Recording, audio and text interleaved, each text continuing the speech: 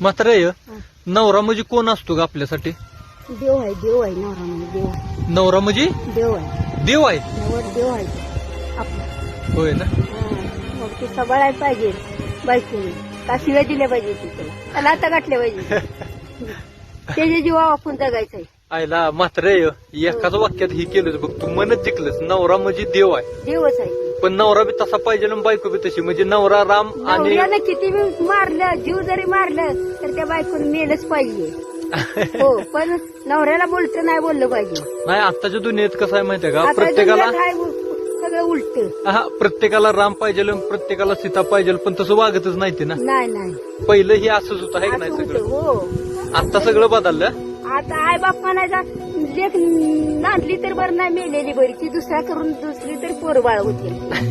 काय करायचं तिला का घरात ठेवायच्या वेळानं कशाला.